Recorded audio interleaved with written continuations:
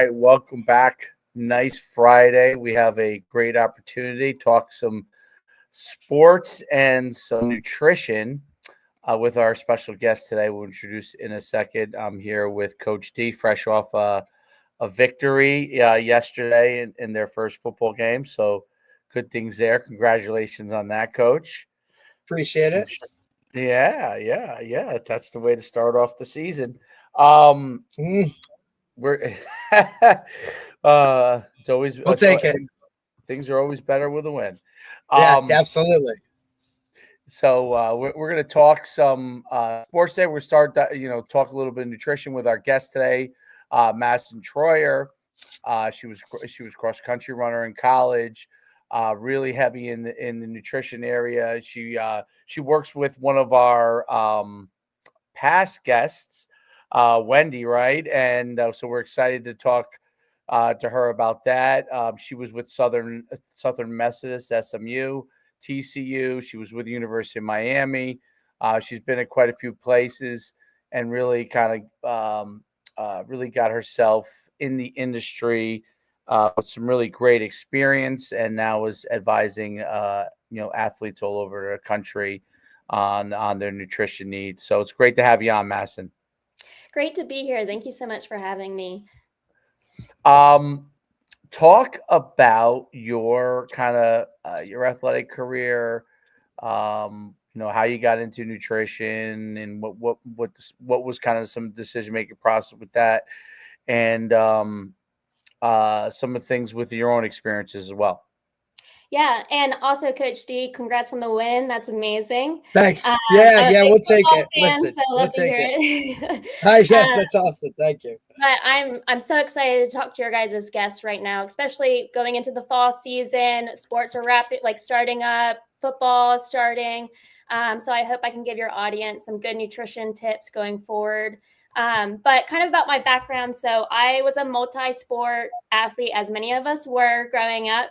But I specifically played volleyball and lacrosse in the North. I'm from Delaware.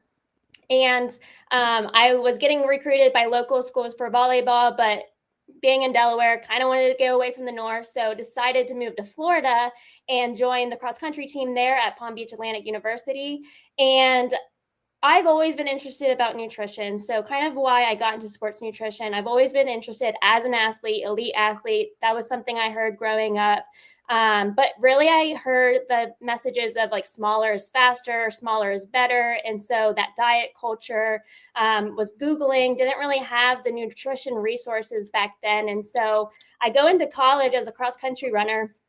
And, I am just finding things on the internet, not really understanding what exactly I needed. We had no dietitian at the college to talk to. And so, I was running and I was losing weight because they said smaller is faster. And so my first year, I'm hitting PRs, winning races. It's great.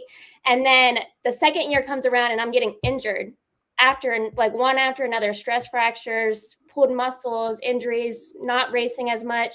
And I was like, what's going on? Like, I think I'm eating well. And so come to find out, I was under fueling, wasn't actually fueling for the races well. I wasn't doing any pre-fuel, post-fuel, had no idea what I was doing. And so that's why I was like, I saw that with my other teammates as well. And so I decided, I wanted to get into nutrition, learn more about it because I saw how much it impacts us as athletes. And so I got my graduate degree at University of North Carolina, fell into the sports nutrition program at UNC, worked with the sports dietitian, Kelsey Gomes.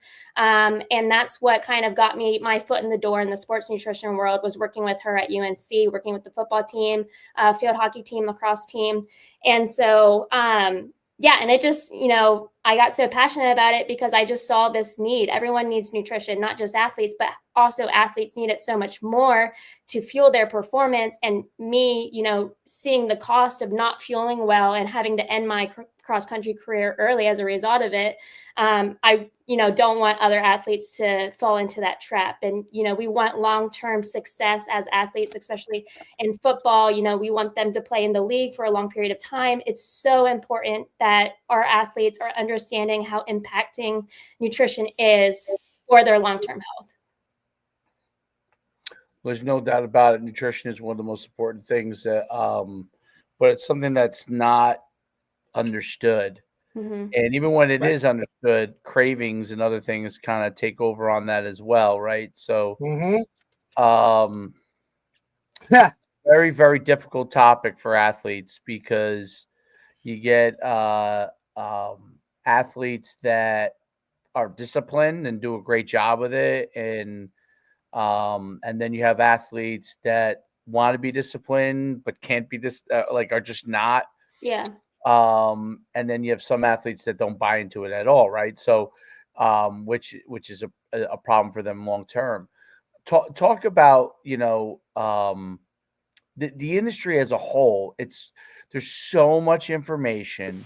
Mm-hmm. It's very overwhelming for coaches and athletes, and you try to decipher through it. And this person says this, and this person says that. As a sports dietitian, like, what are some of the things that you really fundamentally try to stick to that's important that you think the athletes, should be taken care of?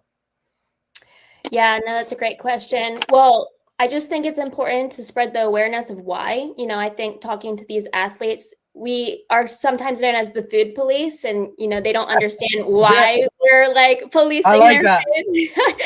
I like that.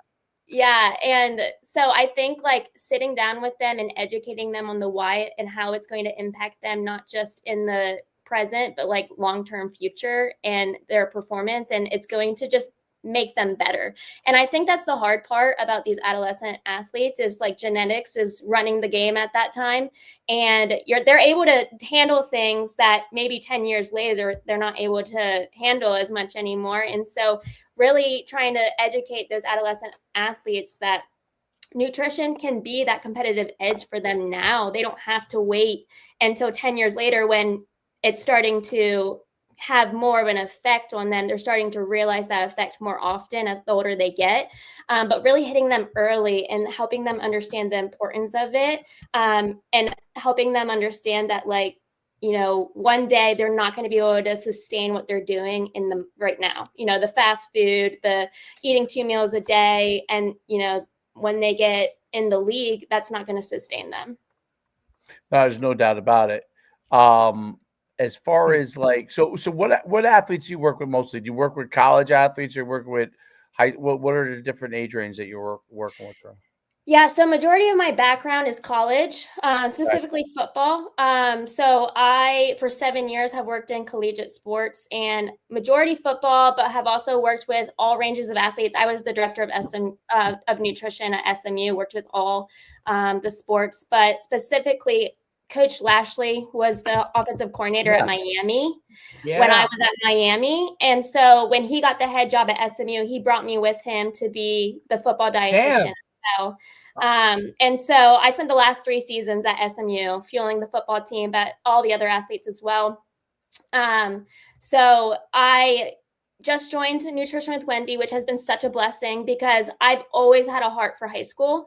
I can see it from the perspective of being in college for so long, of like seeing these high schoolers come to college and have to like switch their mind like that. And it's so hard for them.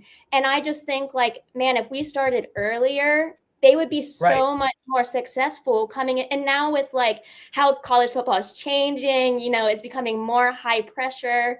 I got last season, I just had this heart, like, I really want to help the high schoolers because I just see such a need for that age group, because college, we have such a wide range of sports dietitians in college now, which has been amazing. Because when I started out in the field seven years ago, there wasn't that many college sports dietitians, and that's grown, which is amazing. But now high school is the place that they need more dietitians. So that's why I joined Nutrition with Wendy, and I want to work with all athletes. Everyone can benefit from nutrition, like I've said already. So So I've been working with adolescents for the last few months, and it's been amazing. Yeah, I think that's a great point too, right, Dave? Like you see that too. It's the trickle down effect. We see it with recruiting, right? Because transfer spring used to be like not a thing. Now then it was a college. Now it's a college thing now, but now you see it in high school. Strength and conditioning used to be like, hey, we're in college. Now we got to work out. Now it's trickling down to high schools. I mean, look, I've seen some high schools now at least bring in a dietitian, like maybe in preseason camp, to talk to not only the athletes, but mom and dad as well about this is what you kind of, to the best of your ability. Because we know, obviously, at home situations kind of dictate that a little bit, or, some of those things, but you need to kind of be fueling your athlete, this way. So I can 100% see where you saw the need, especially, becoming freshman, when you're talking about, hey, you're coming off the field and here's the shake that you're having, or, hey, in the middle of practice, like, guys, it's snack time right now. So here's your bar, here's your this, like those types of things for an adolescent now coming into the college world. Like, not only is that a whole change lifestyle wise, like now the nutrition is included in that because mom and dad aren't preparing your meals, right? Or, hey, you only get 3 meals with team, but then you have to kind of do some of this stuff on your own. So to kind of reach out to or to kind of focus on that point of it, I think is extremely important, especially when it comes to football, because football is just so different in the structure of how you play games and practice and things of that nature. Like, you're constantly working the whole week to get to one day for 3 hours. Like, that is the focal point. Whereas a lot of these other sports, you have a game every other night. And, I just feel like it's different in the regiment of how things go. Is that something you can talk about, right? When it comes to that, like the structure of how it would be with your high school athletes, just in terms of, the weekly preparation. Everybody talks about, hey, we start hydrating on this day, right? But that's only one piece of it. Can you touch on that a little bit, Madison, in terms of the structure of how it would be, for a high school football player? Yeah. And I want to say, like, that's why our one-on-one coaching in high school is so beneficial, because when they get to college, they're not going to get that one-on-one time. I can just say that right now, as being the director of sports nutrition in college, I'm having to work with 125 plus athletes. I don't have that time to spend one-on-one coaching with you. And so high schoolers really need that one-on-one time before they get to college to help, build them up before they get there. And so talking about the structure, so for their week of workouts is what you mean, or working with me specifically? Yeah. No, like kind of like the week of a workout. Like, all right, it's Monday, we're playing Friday night. What do I need to be doing daily? Or even like if you took a day of the week, right? Like a random Wednesday, like, okay, I'm going to wake up and I should be putting this, and this is how we should hit it. Yeah, well, one, I think you need to be practicing every day what you're going to be doing on game day. So kind of looking back, so if you have a game on Friday night, then Thursday, you need to be focusing on eating quality food and hydrating. So the night before that game, Thursday night, not eating fast food, high inflammatory foods, junk food, high sugar, those things are going to not help your body recover and be ready to play. Right. I say get on the battlefield, because that's what football games are. You're basically getting on a battlefield. And so we want to make sure our body is fully recovered and ready to go for battle. And so that day before is super crucial. Hydrating, making sure we're hydrating, and eating high quality foods, not high fast foods. But talking about the whole, school day, I know our student athletes are so busy. If they're going into training at 5:30 a.m. and then having to go straight to class, then we need to be preparing ahead of time.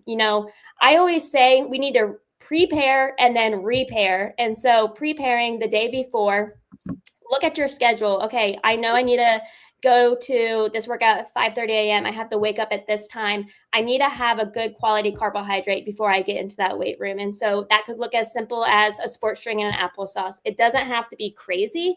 You don't have to have a full meal going into an early morning workout. But that's another thing, working with a dietitian, trying to figure out what works specifically for you, because nutrition is so individualized and personalized to the person. Some people can handle more than others. And then making sure we're preparing ahead as well. Okay, after I get done at 6:30, I got to get to school at 7. What can I pack to have in that 30-minute window to, prepare or repair after that workout? So protein in a carb, protein shake, granola bar, something that's going to give them good quality carbs and protein post. And then they need to be making sure they're packing snacks in their backpack. So you should not be leaving the house. I always say you should not be leaving the house for school without your books and your homework. First of all, you're a student first and then an athlete, but then your water bottle, your breakfast, post and pre-fuel.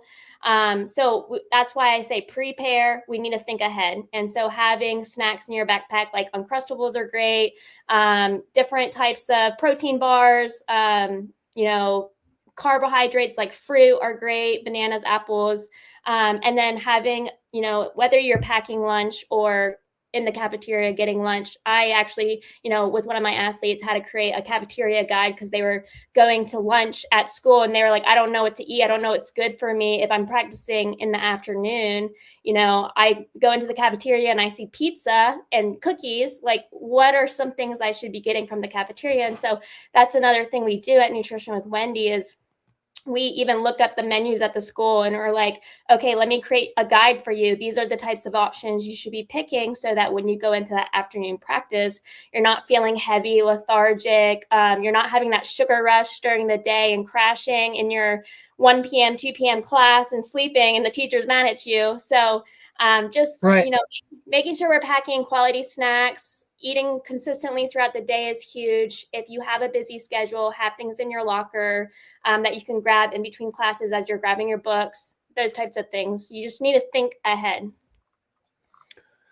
I think that's a big part of the process. Planning is one of the hardest things that kids may not do as good a job with. And how do you get their mindset to think about the things that they need to do? And is there like an action plan that you try to give them or things like that help to get them on that path? Yeah, I love that you asked that question because we understand at Nutrition with Wendy that these student athletes are incredibly busy. They have so much on their mind. With film and plays and just like the stress of school and they have a test or an exam. So we want to take the guesswork. That's what we do is we take the guesswork out and we just help implement, little ideas, habits. Because I've noticed that a lot of athletes don't do good on their nutrition because they have decision fatigue and they're like, I just don't know. I don't know where to start. And I don't even know, I know I have issues, but I just honestly have decision fatigue and I don't know where to start. And so really we keep it simple in the beginning. So we're not going to give them, an hour-long sit down of everything they need to change at one time. That's going to overwhelm them. That's going to cause anxiety. So really, we talk through what are they currently doing? And then what is their long-term goal and where are the gaps currently? And so how can we fill those gaps simply? And so, for example, if they sit down and they tell me I want to gain weight, okay, talk me through what you eat in a day. Oh, I don't eat anything until I get to lunch. And then I have a candy bar and then I go to practice. And then I have a McDonald's Big Mac and then I go to bed. And I'm like, okay, so let's start with how can we get some food during the day at breakfast? Oh, well, I wake up, I roll out of bed, I go straight to school. I don't have time. I can't eat in classes. Okay, so can we wake up 20 minutes earlier? Can we have something in the fridge already prepared? It can be as simple, or even if they say oh, I'm not hungry in the morning. Okay, can we drink something with calories just to make sure we're getting some calories in the morning? So it's really just getting them to start thinking of okay, what are little things that I can start doing that are going to benefit me in the long term? And we really start with little habits that we then build on over time. It's not going to be overnight. It's a process. Nutrition is a process. We all want a shortcut, but that's just not the reality of it. We want to build healthy habits and get these athletes to start thinking for themselves too and taking responsibility. I think, we need to talk to them about hey, do you want to go to the league? Or, what are your goals in your in the sport. And if you're serious about those goals, you need to start putting in the work. And we all have to do things that we don't want to do sometimes. Like, let's be honest, we didn't get to where we are by doing everything that we wanted to do. We had to work hard and we had to be disciplined and take responsibility. And so I think like ingraining those disciplines in high school at a young age is so important, because it's not just about nutrition. It's just like the rest of their life. That's what they're going to have to do. So Yes. I think that's a very important thing. We talked about where, like, what are you looking to accomplish? Because I think athletes have a hard time. They're always taking instruction on everything, Mm-hmm. and that decision fatigue, I think, is a real thing. They're just like, oh, everything I have to do has to be structured, right? And that's the minute that they dive in for something that they shouldn't dive in for, right? So um is like when you meet with somebody, so you meet with a high school kid, and you guys, like, what are kind of some of the steps that you go through to first to see if they're ready to handle it, and second to start moving them in the right direction? Yeah, I think, definitely seeing their readiness level, that is super important, because I can't force food down their throat, or I can't force them to change. And that has been an issue, even in college. I've seen that. Like, I've tried to sit down, and you can't hold the athlete's hand, because, one day you're not going to be sitting next to them and they're going to have to make those decisions themselves. And so really just talking with them, and I think it's important to build that relationship first. Rapport is so important with these athletes. They have to trust you before you can make any changes. And so really getting to understand their family life, what are the things they've learned from their parents, and what are their goals, and why are they doing what they're doing? So why do they want to, maybe they want to get to the league or be professional, to be able to fund their family and provide money for their family, and kind of just tapping into that personal life of theirs, and like the motivation behind what they do and why they love what they do. And so then helping them understand, okay, how nutrition can help them get there. And so how it all works together, it's all intertwined. And so, if you want to be healthy and provide for your family one day, then like you need to be healthy for yourself. And so really just helping them get to that ready stage, because that's super important. First step, getting them to trust me. And then, like I said before, just giving them small little doses of change and habits that they can start right now. It could be as simple as getting better sleep, changing one meal. Like maybe they go to fast food every single day after practice. Okay, let's meal prep, have something at home already in the fridge, instead of having fast food every single night. There's like little things that you can just start getting them to think about. I have had athletes for sure tell me, like, I'm not willing to do that. And so there comes a, you know what I mean? And That must be fun. Yes. yeah. And, sometimes that's going to happen. They have to kind of get there themselves. Like Right. like I said, like we can't Right. force. Of course. Yeah. And so, it's continuously educating them, encouraging them to make the change. But then at the end of the day, we have to make them make those decisions. And one day they will find the importance of nutrition. It might not be that day, but one day they will get there. Of course. That's a great point. I think some of the things that get their eye, obviously, are what makes them faster, what makes them stronger, those kind of things. Like, how does nutrition play into that, right? We're always athletes are always trying to figure that out, in especially in the ball sports, right? Mm-hmm. So, like, how do you kind of get their attention with some of those things that, what are some of those things that help them to get faster and stronger, like can support that element better than others? Yeah. So, I mean, what I see is carbohydrates. We're not eating enough carbohydrates. So around training. So if you're training in the morning, not having any carbohydrates in your body, it's basically like trying to drive your car without any fuel in it. It's not gonna run.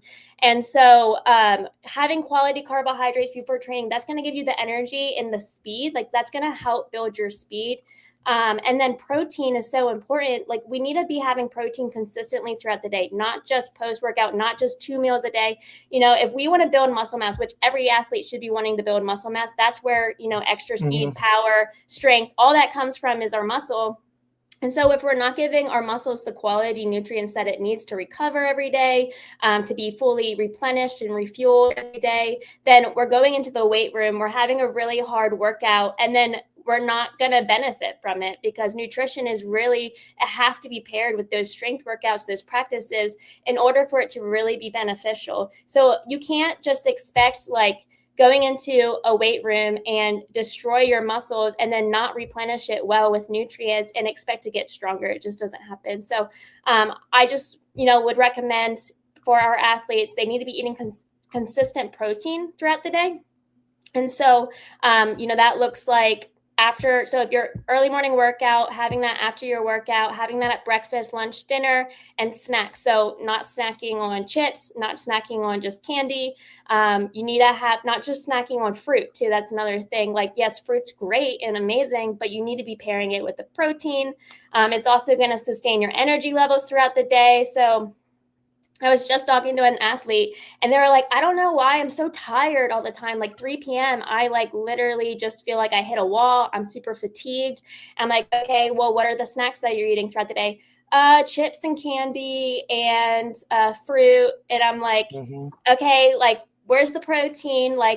And they didn't even have breakfast that morning. So really having that protein, because also just so you guys know, muscle breaks down throughout the day. It's not just breaking down during that exercise. Our muscles are constantly turning over and wanting to rebuild and repair. And so having that protein, eating protein is the only thing that gets our muscles into that protein synthesis stage of building. And so if we go 5-6 hours without eating anything, we're going to be in that muscle breakdown stage. And so that's not what we want. That's when we start losing muscle. And so we need to be having that protein and carbs. That's really, yeah. Protein seems to be a big. Now I talk with Wendy a lot about creatine, right? Oh yeah. Yeah, and I'm still, even though Wendy explained it very well to me, and I still am trying, because for example, my 10-year-old, after talking to Wendy, I would have never thought to do this, but I have my son taking a little bit of creatine, but I don't know exactly how much does a 10-year-old take, how much does a 15-year-old take, how much does an adult, because I take creatine for myself, how much does an adult take, what. And how important is creatine to the recovery? Because there's all kinds of things about creatine, and that's one that's always very, very confusing, because you'll read negative stuff too, right? So, talk a little bit about that if you can. Yeah, for sure. Okay, so creatine basically helps turn over ATP. So ATP is what our muscles use for energy. That is literally just standing here, walking. Anytime we're moving, we're using ATP to move. And so athletes, as they're exercising, are using ATP. And so ATP is built from creatine as well as glucose. And so we have 3 different processes in how we generate energy. And so the first process is called ATP creatine phosphorylate. And so that is the very first, so the first 3 to 7 seconds of exercise. So sprinters, power moves, quick weightlifting moves that are really short are using majority creatine for their energy source, because it's the most rapidly, it's basically the fastest our muscles can convert into ATP. The second fastest is the glucose or carbohydrates. So that's why we are so hitting hard on carbohydrates before exercise, because it's the second fastest, converts to energy in our muscles. And so, but really when it comes to sprinter, really any athlete, because the first 3 to 5 seconds you're using creatine. So the more creatine you have in your muscles, the more rapid energy you're producing. And so any weightlifter, power movements, sprinter, those types of things can be beneficial, but it also benefits the brain. And so our brain also uses creatine for energy and to think, and it also helps with recovery. And so I see all the time people taking creatine for gaining weight. And, that has been kind of something taboo. Like, yes, it's going to increase your muscle mass over time. But I've noticed, like, in my collegiate years that athletes were like going straight to the creatine to gain weight. And really you're gaining water weight because creatine draws water into the muscles. It doesn't cause cramping, which is another big thing. That's a myth.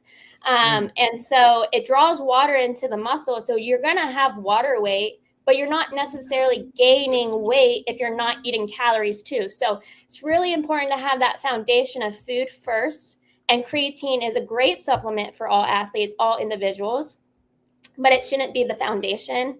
And regarding age-wise, so 5 grams maintenance dose has really been like the most studied. That has not had any side effects or anything for all ages. Adolescents, I know Wendy has a blog posted on adolescent young athletes on creatine specifically. I think it might be 3 to 5 grams for younger athletes, right, and then 5 to 7 grams as you get older into adulthood. And there is, research on the saturating, for a week or so of like higher doses of 20 grams. But the problem with that is since creatine draws water into the muscles, it draws water away from the GI tract, so your stomach. And so it causes a lot of like cramping or nausea if we do those higher dosages sometimes. So I've just noticed with my athletes, they don't really care for those higher dosages. Really staying with that 5 gram maintenance dose has been really beneficial. That's a great point. So it's really interesting because I can't remember who it was now. I believe it was a tennis player. Oh no, it might have been even it was a golfer. Who says he's taking like 50, like he takes between 10 and 15 grams of creatine. And like that he needs that in order to sustain muscle and build muscle and be able to be explosive for what he does. And I thought that was really interesting because that's so much higher than what you've seen for most athletes at the even athletes in football and stuff like that. Yeah. But it was interesting that they stated that that's what he takes. I can't remember who it was. You probably could find it. Because if it came across my feed, it probably comes across all yours at some point. Yeah. But these feeds, these algorithms are tailored. They're all like, you're all on tracks on these algorithms based off of like somehow me and Art see the same thing every single day. Almost the same thing, But also like creatine is also in meat. So like, you shouldn't be you really don't need 10 to 15 grams if you're eating meat, 3-4 times a day too, because you're already getting that naturally. And so it's just like an extra dose. But our vegan athletes, if they're not getting that creatine in meat, they might need a higher dose. So it's all personalized as well, like I said. Yeah. Right. And I think that's a great point too. You got to understand something, like you have to feel out what one works for you to get you at your optimal set, whatever it is. Right. And that's, I think, a piece of it too. It's not cookie cutter. Like that's the generalization. Like even a cookie cutter method is better than nothing. Really get the most of it. You have to dive into this yourself to know who you are as an athlete, what works, how your body's functioning, those things. Because for example, like I was never a breakfast person. I didn't like just waking up, eating something like a big meal and just feeling full right away in the morning. So it was more of just grab something small or something liquid and then move on from there. But that's how you adjust it, right? Like that's not the optimal way to do it, but it still worked out because it worked for me, or it was just how I needed to function, or what it is.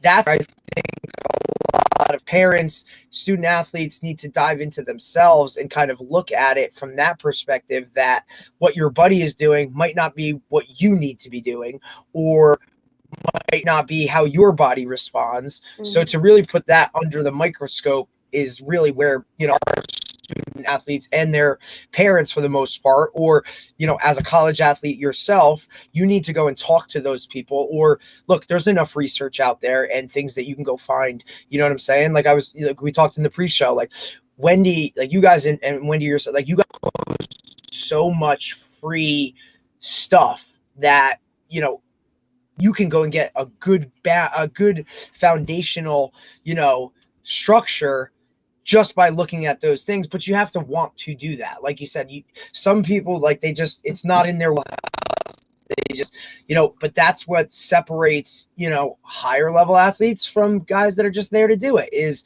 they take that next step, or they go and talk to somebody one-on-one to do it. Like, that's what will separate you. Yeah. And I think, like, that's why the one-on-one coaching is just so beneficial for our athletes, because like we said in the beginning, there's so much nutrition out there. And even just like on our page, there's so much information. So I can understand how someone can look at it and be like, I don't even know where to start. And so that's why, like, we want to help take all the guesswork, and we want to help simplify it to the individual. Because like you said, like, you know, something that we say might work for somebody, but it might be not work for you. And so I can say, for example, as a cross country runner, I could not eat in the morning before my runs. All my teammates could have a bar or a banana, and I just like couldn't do it. And so I've worked with so many athletes like that, who they struggle with GI distress. They struggle with, you know, not being able to have things heavy on their stomach. And we start small, like you said. And then we can build from there. It's about training your gut too. And so that's like another process that we do with our athletes. Another thing, I work with so many picky eaters. So I just, adolescent athletes are just, you know, they're pickier in what they eat. And so, but really what I found is, like, they're not actually picky. They just don't know where to start. And so I was working with an athlete who couldn't eat anything other than chicken tenders and French fries and chocolate milk, which chocolate milk, great. I'm glad we had the chocolate milk. But I mean, I just started giving her ideas. Have you ever tried this? Or have you ever, like, you know, thought of this? And she would be like, no. And she would try, and she'd be like, I loved it. Like, this actually worked. Like, I feel great. And like, over time, we got her eating a whole variety of different foods, and she has been hitting PRs. She feels so much more recovered. We hit her hydration goal, and she never knew how much water she should be drinking. So she didn't realize how dehydrated she was. And so that's what we love to do. Like, you know, she had been following our page for 3 years, but didn't understand how to implement it for herself. And so that's what we want to do. We want to give you information, but you know, you also need the help of, how do I implement that information for me personally? Right. Well, that's a very difficult part. Is it's funny you say, like, you know, chocolate milk and love it. And then they eat the French fries, right? Like, chocolate's great for recovery after a workout. French fries, not so much, right? So, Yeah. but yeah, it's interesting how they don't, they kind of just lump everything. There's some things that taste good that are good for them. There's some things that taste good that are probably going to work against them. Does you know, you talked about carbohydrates, is the importance of it. Like, you read so much stuff about, like, with carbohydrates, like, being like a negative, like it gets them like fat, and, you know, talk about, like, where it's important, where there's an overuse of it, and is there any kind of like bad carbohydrates when with athletes? Yes. Okay. Great question. So there's two types of carbs. There's complex carbs, which are whole grains, fruits, and vegetables that are rich in fiber, nutrients, vitamins, and minerals.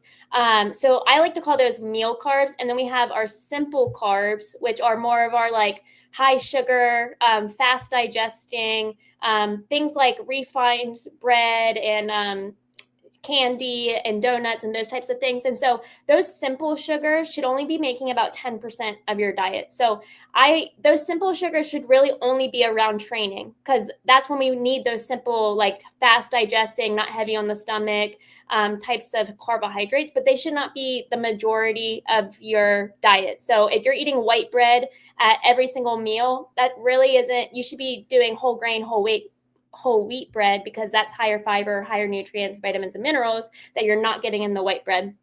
And so there are carbs that are more beneficial than others. So fruit is going to be more beneficial than Skittles. But there is a time for everything. So, like, I'm just going to say, for example, when I was on the sidelines with the football team, the fiber in fruit, sometimes they couldn't do that in between plays. So they sit on the bench for a minute or two and they had to go back out. So I would give them Skittles because that's literally super fast digesting going into their bloodstream. But that's not something that like throughout the day I would be just providing Skittles and candy. It's really timing matters and like what's going to benefit their body and their performance at that time. So 90% of your diet should be fruits, vegetables, and whole grains like quinoa, brown rice, whole wheat breads, whole wheat pasta, instead of that refined white pasta, white bread, those types of things. Just because of the nutrients, the fiber, like, you're getting more iron and B12, B vitamins, and those types of foods, fruits and vegetables, antioxidants that you're just not getting in like fruit juice and donuts and Skittles and that type of stuff. It's very it's very interesting. It's very hard to. There's different times when you need different things, right? And sometimes they need that quick burst energy and in a game, and then you get that sugar in. I mean, where does like Gatorade? Okay, this Gatorade, it's everywhere, and then we talked a little bit about this with Wendy, but not crazy in depth. But Gatorade versus water. Gatorade has all these, like, I mean, I know they're trying to get rid of all that stuff, but from Congress, but Gatorade has like all the red dye stuff in it and all those other things, right? Are there hydration drinks that are good? Are you better off with stuff like liquid IV or whatever, those kind of things? What versus like a Gatorade or versus water? Well, where does this all kind of fall in? Yeah, no, that's a great question. I think it's important to keep in mind, like, we don't really want to demonize any foods. Like, yes, I think red dyes like that, there's a lot of research coming out. And, but I do think sugar is an issue in our adolescent athletes because they are drinking it, not just around performance, they're drinking it all day. I mean, I worked with an athlete and he was drinking 10 to 12 sports drinks, like Powerades a day, and was wondering why he was having like, all these like, I mean, even just like ADHD and these like, right. Those things are also affected by sugar intake. And so, and his weight was so much higher, his fat mass. And so, switching to low sugar Powerade like throughout the day instead of the high sugar. But really, to answer your question, I think sports drinks are important for athletes during performance. So it's all about timing. And so sometimes we need more carbohydrates to replenish our muscles. And so those Powerades are good sources of carbs and sodium and potassium and magnesium that we need to keep from cramping in hot, humid weather when we're, practicing for 2-3 hours. But you shouldn't be sitting at home watching TV, pounding a Powerade because you're not doing anything and you don't really need that sugar or energy. And so context matters.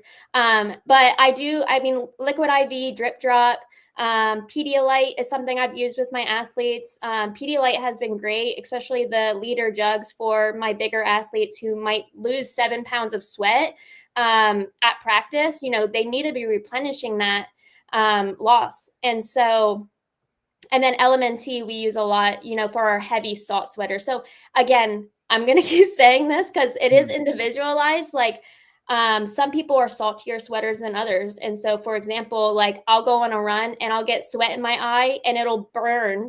And like, there's so much sodium in my sweat that it burns my cuts and stuff. So I know I'm a salty sweater. So I use LMNT because it's a higher sodium electrolyte. But someone who doesn't have that, doesn't, experience that, might need a lower sodium, electrolyte replenishment.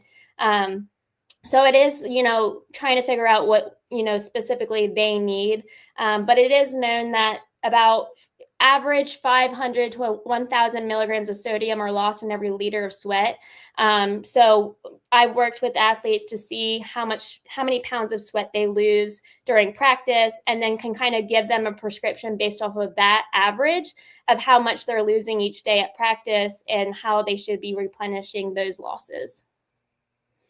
Very interesting. Wow.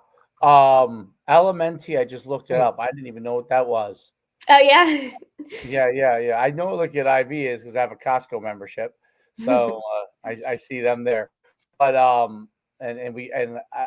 can't tell you how many times I've taken Liquid IV after like a super hot practice, and all of a sudden I Oh, start hell cramping. yeah. Absolutely. So listen, I think that's one of the most underrated things too, is like talking about all the players like staying hydrated and whatever. Like your coaching staff needs to be like, I have really like kind of put that on the focal point for this year. Not only one is it, good for me to stay hydrated during practice, because I never drank during practice, especially as a Yep, I'm the same way. but now, like you look at it now, like it's a good example for your players, right? Like, guys, like I'm hydrating, you know what I'm saying? Like, live what you kind of preach. And, it's just been a big part to where now, like, who's ever carrying around a little 6-pack of water is like, good, like, you need one? I'm like, yep, good job, guys. Like, we got this down to its science now. And I feel it because, especially you're talking like guys coming right out of camp right now. Look, like we opened up last night. There wasn't one guy on our side of the field that had a cramp. Like, it wasn't even a thought process. It was really good. Other team can't say the same, because I'm pretty sure, midway through that third quarter, here it was. And then before you know it, they probably had 4 or 5 guys that were down with cramps throughout some point of the game. And that was like a difference, right? Because it was a focal point. So absolutely 100%. Like I have definitely taken it into, look, we talk about it all the time that we never drink during practice when we're coaching. We're too busy doing whatever. But look, they got a water break. You get a water break. Like just grab a quick swig and go. It's so pivotal. Yes, for sure. I've seen that when I was working with football and I would be at practices, the coaches would be sweating more than the athletes. Like they would be drenched by the end of it. So I totally, I agree for sure. Yeah, you're moving a lot, and you're probably not in the same physical condition that they are. So not even close, buddy. Not even close. Another part of it. But yeah, it's there's no doubt about it. Is water, like during the game, is water good to have, or you really need to have the electrolytes, or is it? I always find this so interesting because, like, you have people that are just like water, and I'm just telling me as an athlete, water never did nothing for me. Like as far as like hydration, like if in the game I had to have something that back then it was Gatorade or Powerade, but now you have, like, I was looking up this LMNT, and you have the Liquid IV. Those things go, like, you could take a heavier dose if you need to, and that like gets it back into your bloodstream pretty quickly, and in a short order you're pretty much back, versus where water, I find, if it works, it takes an extremely long time to hydrate you to where you can perform. Yeah. Well, you might have been a saltier sweater than some people then too. Yeah, and it is just individualized, but water is still very pivotal, like for hydration and even during a game, because if you have too much sugar and too much salt in your body and you don't actually need that much, it can cause GI distress. So it's really having that balance for you. Because, I've seen like athletes throwing up on the sidelines because they drank too much of the electrolytes, or they had a pickle juice plus Gatorade plus a Gator Light or something, and they overloaded themselves with sodium, and now their stomach is cramping and they're nauseous and they throw up. So water is also very pivotal to keep that balance, and so we're not having that GI issue. But it just really depends on the person. It's just figuring out what works. Do you measure the people? Like, how do you find out what each individual needs? You measure things, or? Yeah, we do. We have done urine analysis just to see going in, where they already are hydrated wise. If they're overly, dehydrated or overly hydrated, because that is a problem too. Like they drink too much water, and now they need extra sodium. But it's honestly trial and error. So during the summer season is really when being at summer practices and workouts, I kind of see like, okay, this person is a heavier sweater. Let me talk to them about their cramping history and what they're currently drinking and how many pounds they're losing per practice. And then I can kind of formulate a plan specifically for them. But if I notice in the summertime, like this person is prone to cramping or has a history of cramping, I need to sit down with them. I need to talk to them about their hydration and what we can do moving forward, because we really want to make that plan before game day even gets here. And that's something I pride myself in, is like at games, we haven't had like pretty much any cramping unless someone didn't follow my protocol. Right. And so like, you need to have that plan in place for sure before that game day. Yeah, I think that's critical. A lot of kids lose way too much time in cramping. Way too much. Now, me and Derek have had on. I think Wendy knew him, Tony Holler, right or no? Yeah, I'm not sure. I think she was. I don't know. At this point, freak everybody. Yeah, I know. Tony. If not, he's gonna. If anything, he's gonna come up in your algorithm now. Yeah. So, so is there a? I'll just kind of really quickly get to the point of my question, which is really Tony talks a lot about CNS activation, right, with sprinting and explosive stuff, and how utilizing sprinting and not doing like these long conditioning things and stuff like that prepares the central nervous system better to be able to perform without getting the level of cramps per se. Now me, when me and Derek listen to him or other guys from that track there, he's also in the same track with like what's Kula's first name? Brian Kula and a lot of these other speed and guys. They're kind of all in the similar. They all have differences, but they're all in this similar camp that training more explosive movement, speed stuff, and doing that the right way, trains the CNS to not be shocked by not to get drained in the performance avenue in the game. So one of the things that I would say Tony would argue is that, like, for example, Derek's team didn't cramp, the other team did, right? Okay. They are implementing some, I'm not saying all the things, but some level of what Tony talks about from that standpoint. Am I correct to say that, Derek? Yeah. I've completely implemented as much as I can with my youth team. And I have to say, like, even though we lost our first game, the one thing I thought was really good is we played really hard the whole time. I think we were a little bit outclassed at that time physically, but they played hard the whole time. They're playing fast the whole time, and they had no issues with like physical CNS. What they would say now is like CNS related stuff with cramping and those things. I'm not sure if my young kids are hydrating properly or not. I don't know about that, but I thought that was interesting.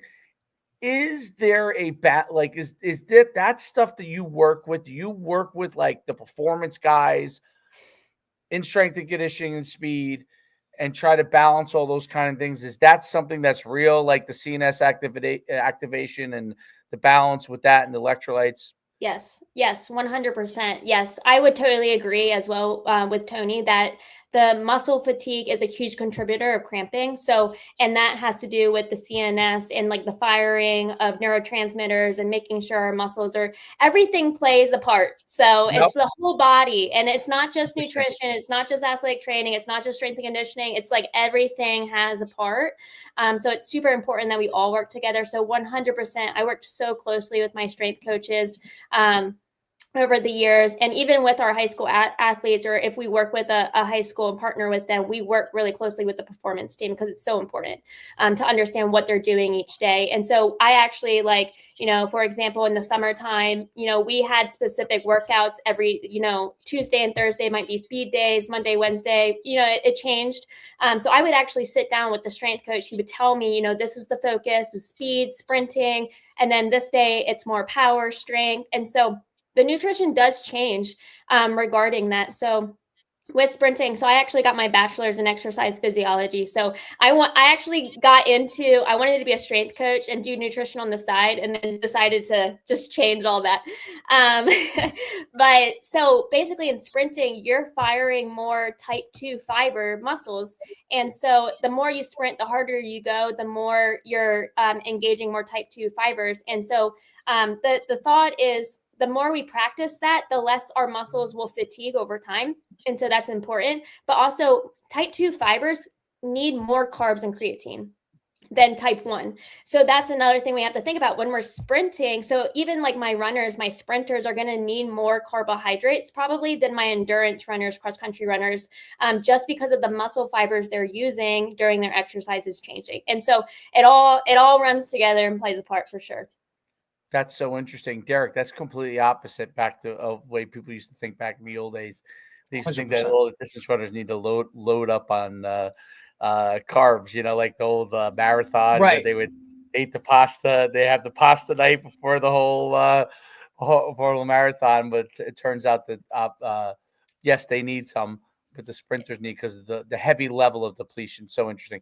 It's so interesting to me how that kind of all works together, and obviously, a lot of times, which falls apart at the high school level, is you're doing well at one element, but you're not doing the other element.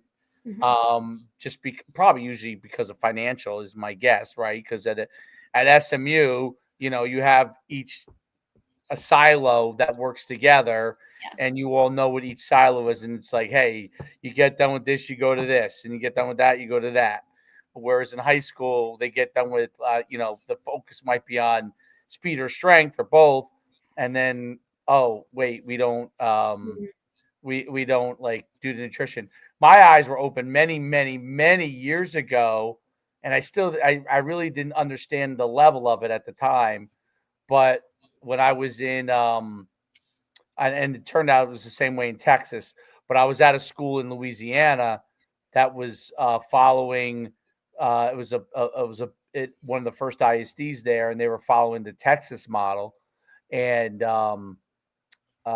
they had nutrition. They had creatine that they had available. They had protein available, like shakes available to the athletes out post workout and right out. Yeah, I was like shocked, and then then as I went to different places in Texas, they had the same exact thing, and a lot of these big schools.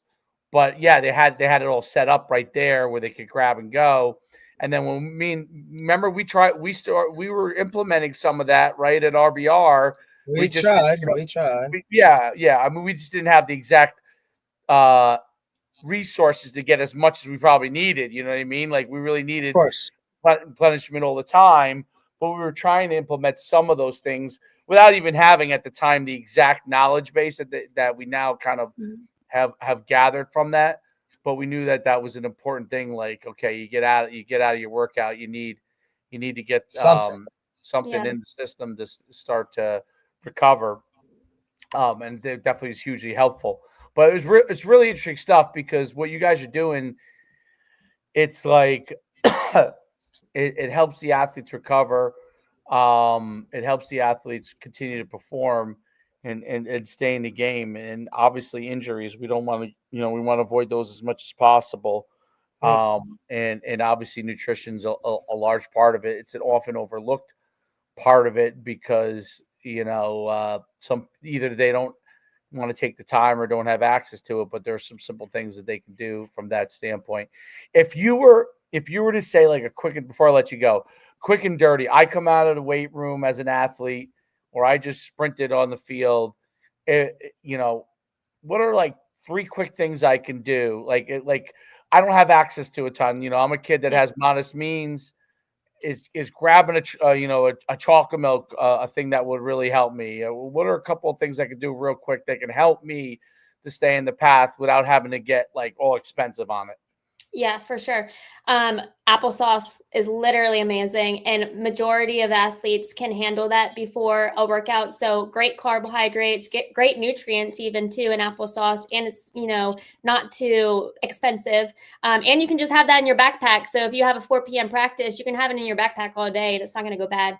And then afterwards, chocolate milk is like one of the best things that, because milk has so many nutrients in it as well. And these adolescent athletes are growing, they're hitting puberty, their bones need extra calcium. And so you're getting, extra nutrients in that chocolate milk that are going to be beneficial for your bones as well as your muscle. And then add an Uncrustable to that. So Uncrustables are super easy, cost effective, or just a regular PB&J that you can make at home. Those are just like 3 simple things I feel like anybody can grab and have prepared and have that. It'd be perfect for them to replenish and repair. Phenomenal stuff. Can't thank you enough, Madison, for coming on. Derek, do you have anything else? No, that was great. Thank you. I really appreciate you taking the time. It's always good to get that. Like I said, I'm a big advocate for it because I think it's one of the most underrated things, yet it matters so much. I think it's, continuing to progress and become a bigger thing. But like you said, it's only going to help you as an athlete. Just anybody. Like what you put into your body is what gets used, and it's what makes you go. So you might as well do it the right way, or at least pay somewhat attention to it. So Madison, can't thank you enough for taking the time. Yeah, thank you guys so much. I'm so happy that I got to have the time to talk to you and your audience, and I hope someone was able to take something from it. And I just want to say also, like any parents that are listening, I think we talked a lot about schools and what they can provide, but really it starts at home. And so I just want, the parents to feel empowered and encouraged to reach out to a sports dietitian to get the help that they need for their athlete. Because we don't just coach the athlete, we coach the family. And I've had so many parents benefit from me talking to an athlete, but they learn even from it as well. And they start making habit changes and they start changing their life around. So it's not just about the athletes, it's about the whole family. We want everyone to be healthy. So I just want to put that out there as well. Like, we talked a lot about the athletes, but we also care about the family. Awesome stuff. Madison, how can people reach out to you if they have any questions or want to reach out further? Yeah, so definitely check out our website, www.nutritionwithwendy.com. If you ever want to contact us, you can find a contact form there. But then also social media. So NWW Coaching for Instagram or Twitter. But then my personal handle is Madison Troyer. You can find me and just reach out. Would love to hear from you. Awesome. Thank you so much, Madison. Have a great weekend. Thank you. Thanks, you too, Madison. guys. All right. Take Have care. a great night. Bye. Bye. Great stuff as always. That's a team right there, huh? So they got another person too, I think, on Yeah, staff, right? Sophie will be on next or a couple weeks whenever we can get her scheduled in. So it's just, dude, they kill it, right? And look, I just like the other part, like they're not trying to like sell you, right? They're just saying, look, these services are here to provide you.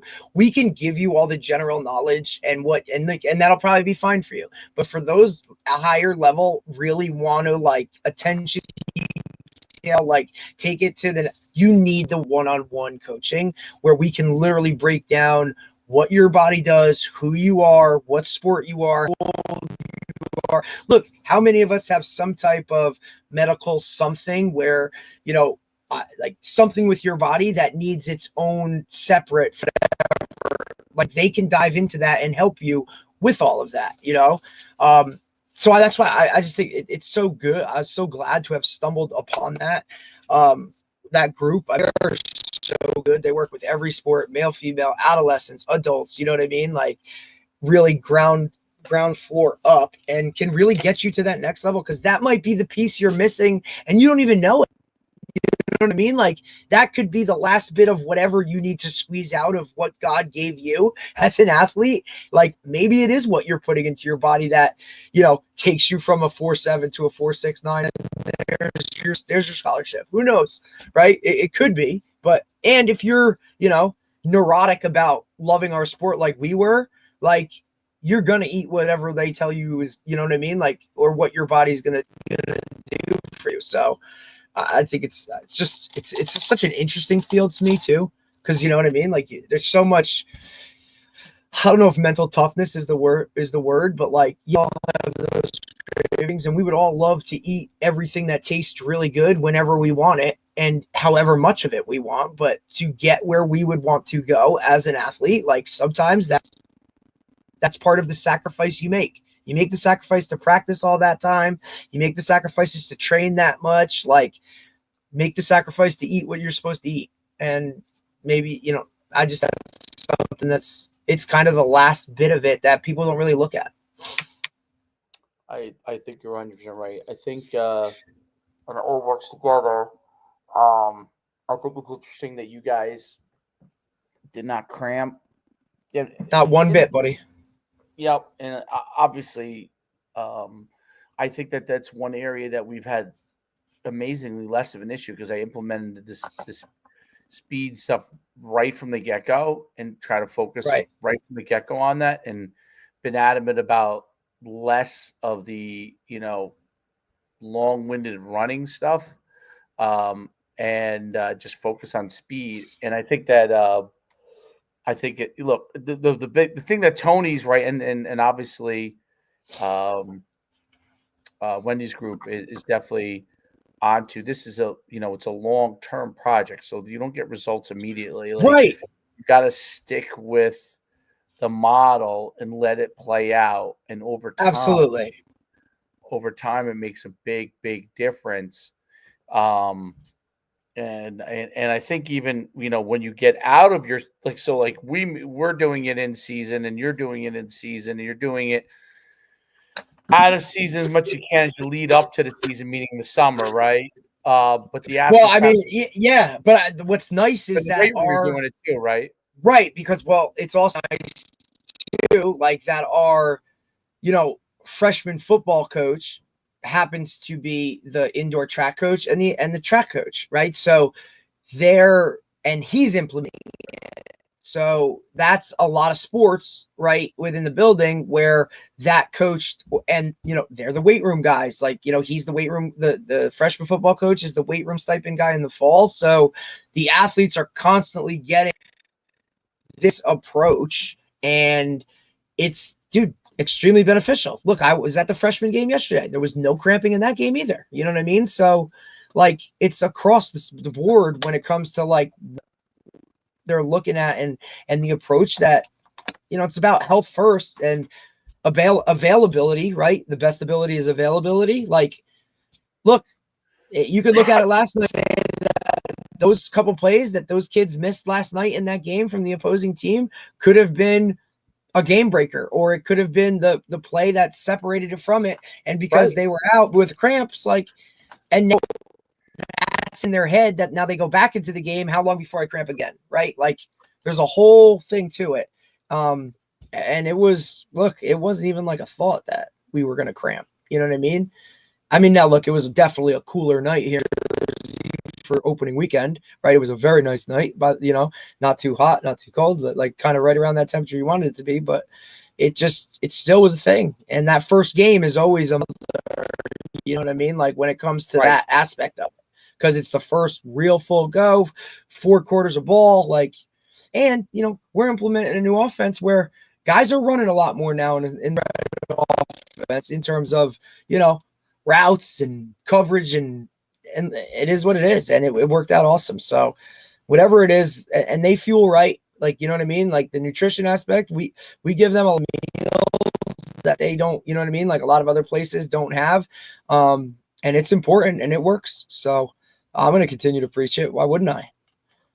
Yeah, no, there's no doubt. It's the lid is off on some of the old things that were told, like, this is dangerous, not dangerous, and these things aren't even dangerous. But I wonder why it was always said that way. I guess people were, I don't know.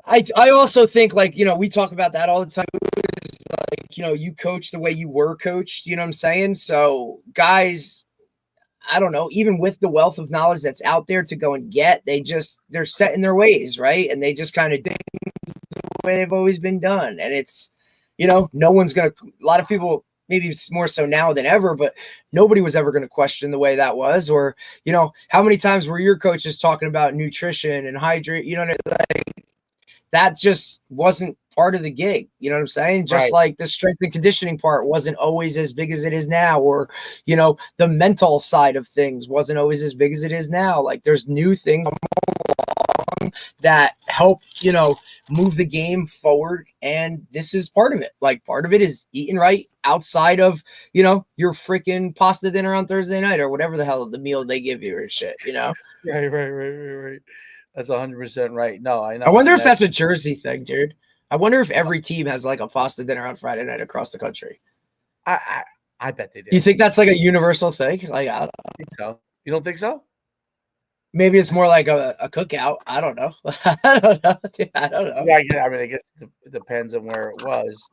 Oh, Texas played last night, huh? Texas played. Who? Texas played last night. University of Texas? Yeah. No, they open up with Ohio State, I thought, this weekend. Oh, maybe they start this week. Oh, yeah, it's this weekend, Saturday. Saturday. Yeah, big. This is big football. Rutgers won. Yeah, it was close though. Close. I know. I wish. Whoa. I don't know much about Ohio, so I have no idea how good they are. I don't know. You just hear Ohio Bobcat. You don't think Ohio State? I'll tell you that much. But yeah, I don't. You know, it's hard to know early on if that's any indicator. Of course, right? We don't know who's going to be good. Yeah, and you don't know where they are, what stage they are at with their team per se. See, that's where we look at things differently. Like, hey, this guy's only in year 2, you know. But now with the transfer portal, is that even a thing? Because you could flip a roster in a year. I meant like I'm interested to see like, I got you. Yeah, like some teams are veteran teams; they mesh immediately, right? Some teams are. You know, you maybe have new kids or you have. That's what I'm saying. Like, I'm interested to see West Virginia with Rich Rod taking over and, you know, 70 new players. Yeah. And some people are really good. Like, some coaches are very good at that part. Really good at that. Like, yes. Like, it doesn't matter who the player is, they just mesh it in there. Yep. Some guys need to have players that they're familiar with and they do better with that. It's just everybody's personality, you know, it's what their personality is. 100%. There are some guys that, don't need it. Like I would say Nick Saban likes to have guys that he has some level of familiarity with, and he'll develop Absolutely. them. Correct. Like he felt like he probably wouldn't. I think he would succeed no matter what, but he probably felt he couldn't succeed at the level he'd like to without being familiar. He liked having familiarity with his players, I think. Correct. I agree. Where some of these other guys are like, hey, man, I need a guy to do this, this, and this. That's it. Is that him at receiver? That's the guy? Good. He's there. I feel like Mike Leach was like that. Yes. Do I have these pieces? Are all these pieces available? Great. Correct. We'll be fine. If we're missing some of these pieces, maybe we're not going to be as good. But if you have all the pieces, I don't care what their personality is. Yep. As long as they can run this shallow route and figure out how to when to get across and when to sit down, and they have certain level of speed and certain level of athleticism, I'm going to work with it, you know, because the quarterbacks were like that too. I needed a quarterback that can do this, this, and this, and that's it. Anything beyond that, he did not need his quarterback to take off and run. You know, correct. Like, I don't even know if he would utilize that, even if he had it. You know, so who knows? Who knows? Whereas, like Lane Kiffin, who runs that kind of system, he does like having a quarterback that can run. Like he's like, you know what? That just adds another thing for me. Whereas I don't think Leach. You know, it's interesting. I don't think he cared even who it was. I don't. Can this guy do this? He's like, my quarterback. He's not gonna be running. His job. He's the point guard. That's it. Period. And he's not point guard in the style of Kenny Anderson scoring 20 points a night. He's point guard in the style of King Rice circa 1990, 2 points a game and 15 assists. That's what he needs. You know, it's like, but it's very interesting. She was really good. Think about that. Think about being choice, by the way, at playing volleyball and cross country, and then running cross country in college. And then how about, you know, a coordinator getting a job at another place and saying, you're coming with me. Yeah, right. Lashley. She must be good. That's the only thing I can think of. And she SMU, Yeah, right? SMU. Like that's legit. And kudos to her for getting out of Delaware. Not to offend Coach Blum. Sorry, Coach, but like, you know, yes, good for her. She's like, I was out. She was gone. Later. Palm Beach Atlantic, sure. She's like, I can get out of this cold and this small ass state. This tiny state. Yeah. But yeah, it's really, really good stuff. It's interesting stuff. It's interesting how these things all play. I just can't even think about, like, if I was playing now with the access to like that stuff, how neurotic I would have been when it came to meals and things like that. Because if there's one thing that I know I was, and it was discipline when it came to if this is going to affect how I could play, because I didn't have that athletic ability to have any wiggle room of, like, you know what I mean? Like, I couldn't just make it up and be like, oh, my speed will be fine. Like, no, dude, like, I had to be attention to detail with everything. So I couldn't even imagine like how neurotic I would have been when it came to the nutrition. Yeah, I wish I knew more. Like, all I knew is what I could gather. Like, I took creatine, you know. Yep, I did too. I took supplements, but not until like maybe junior year of high school. I didn't take anything in high school. I think in high school I might take protein shakes. But I only knew that because we had a coach that came in when I was like a freshman, and he was like a weight room guy and was like, hey, you need to be putting some of this stuff in your body. And it was like, okay. Like, my parents didn't know any of that stuff either. So they just went off what the coach said, and it was like, okay. And then you started to see some of the benefits of it, and now you go, right? I think a part too, like, that is the whole, when we say trust the process, part of that process too is, you know what I mean? Like, if you want to bench 225, you're not going to be able to just do it right away. You have to build up to it. Same thing with like nutrition. Like, if you want to get somewhere, you're going to have to constantly put something into your body, or, you know, eat right for a period of time. It's not just going to happen snapping your fingers. Yeah. And what triggered my question too, with the nutrition part, like with respect to creatine, besides increased muscle and strength and reducing cramping and heat tolerance, concussion and spinal cord neuroprotection. Yes, the brain stuff. So, which means now, this is because one thing. Whew, I need all the help I can get. I took creatine from the time I was probably a sophomore, I was taking it before UConn even gave it to us. So I was taking it on my own, and as well as 50. It made a big difference. I think maybe it made a difference. Maybe you felt it. Yeah. I don't know. It probably wasn't good.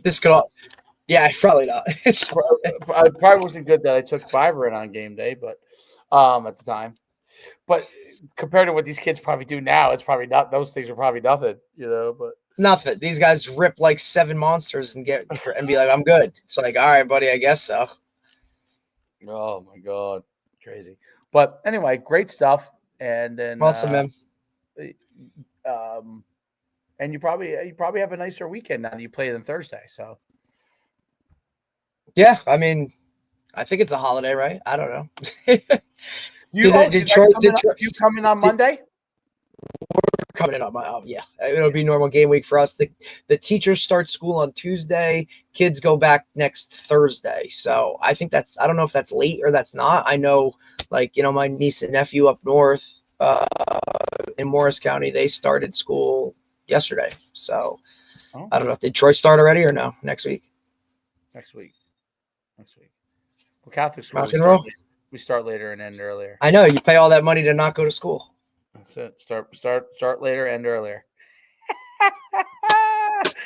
Quality All over right. quantity, buddy. You got it. Like, do a quick Google search and see how many school districts across the country are going to now 4-day school days, I 4 weeks, did read school that. 4-day school weeks. Like, here's I what it think is. it's a good idea.